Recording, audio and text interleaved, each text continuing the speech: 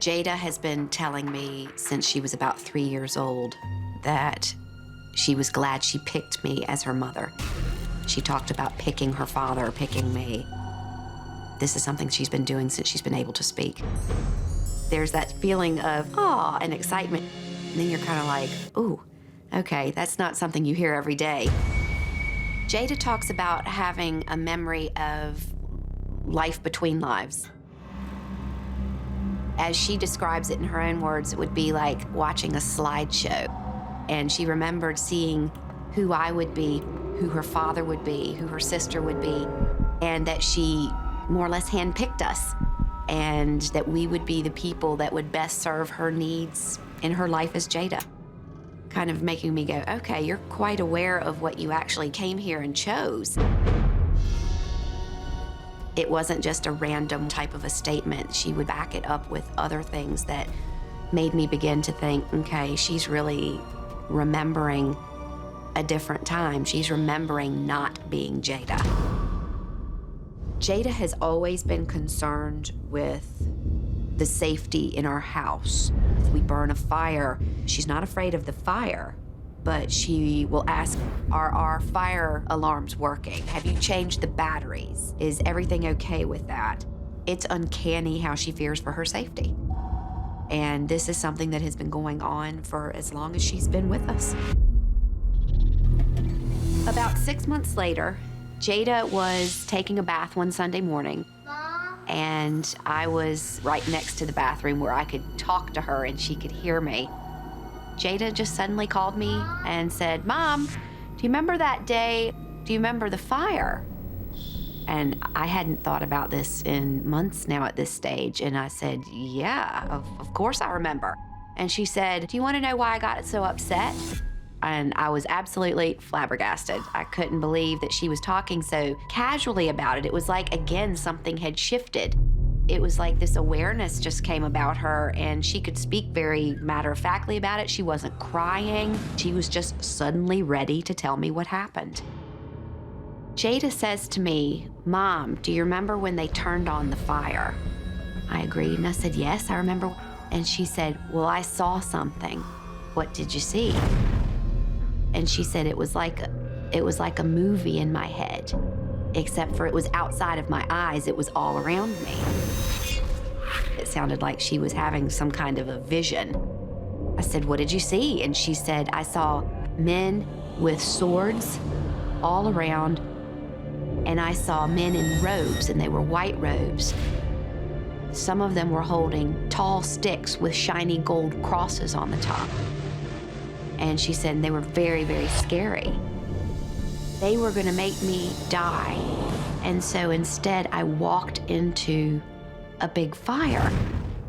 And I said, what do you mean you walked into a fire? She said, they were gonna kill me anyway.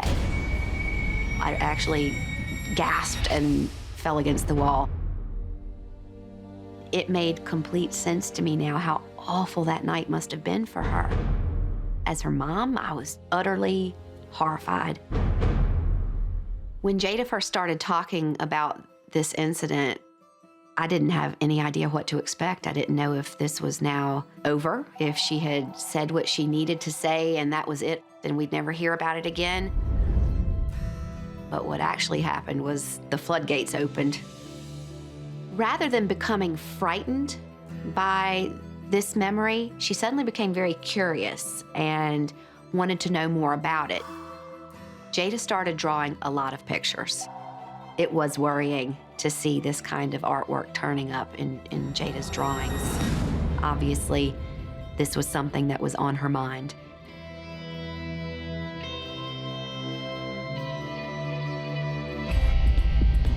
A lot of people would say that this is a kid with a very vivid imagination. When I heard the story from Mary Helen, the mask, the whole 9 yards, there was fire, I thought Jada had probably just seen a movie on TV about the KKK. That is my only explanation that I could say. Once I began to connect the night of the Festival of the Fire with this picture that she continuously drew, I began to piece things together. From when she spoke of choosing me, choosing her father, her sister, some of these fears and insecurities that seem just a little bit beyond the normal for a child. All of a sudden, I began to realize that we might be talking about a past life. I decided to focus on the robe and the crosses and the fire from her pictures. My research ended up taking me to a place high in the Pyrenees in France, to a place called Montségur. A sect of people lived there called the Cathars. They were persecuted by the Christians during the Crusades in 1244. The Cathars were a group of people who had very high moral standards. They were persecuted by the Christians for the fact that they didn't follow the Catholic Church. High on a hill, over 3,000 feet in the Pyrenees, was the last stronghold of the Cathars in 1244. And when I saw a picture of Montségur, it looked strangely similar to the hill of Uisneach, where the Festival of Fires had taken place, and Jada had had her traumatic memory of being burned alive. The Cathars were given a choice where they could have gold crosses stitched to their clothing and they would profess to convert to Christianity, or they were going to be tortured and burned alive. So in an act of defiance, the last remaining group of Cathars walked themselves into the fire. I'm Jada. I'm 10. I got upset because people were fighting and people had crosses. Some of them were in white stuff, some of them weren't.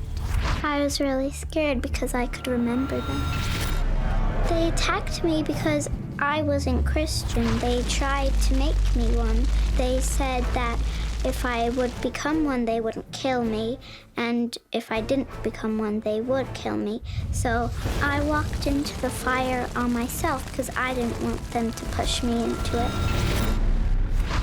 This whole thing made Jada aware of her old life. It didn't change her personality, like the way she got up in the morning or her dreams. It just made her more aware. I want her to get help so she's not so scared anymore. There is an element of closure that still needs to take place with this story. I know that I need to find a way for Jada to release the hold that this past life still has on her.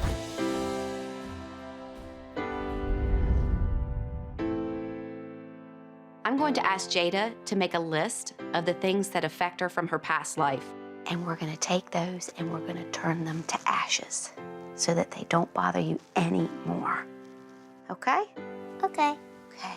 What scares her? What makes her anxious? What makes her fearful in this lifetime? So, what would number 1 be?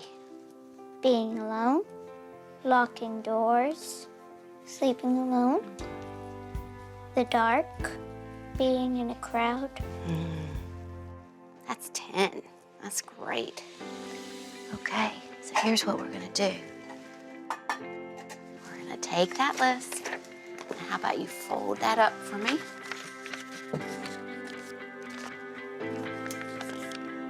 Okay, and now, by putting fire to that, you're telling all those bad memories from the past that you're releasing them and letting them go, and it's time to get on with your life as Jada today. Okay? Okay. All right. Bye-bye, past memories. Okay? Awesome. She was destroyed by the fire in her past life, but now the fire will set her free. And maybe, just maybe, I might be able to sleep a whole night alone in my own bed. Do you know who else I have? Who? The man in the robe. Will we return him to the fire from where he came? Okay.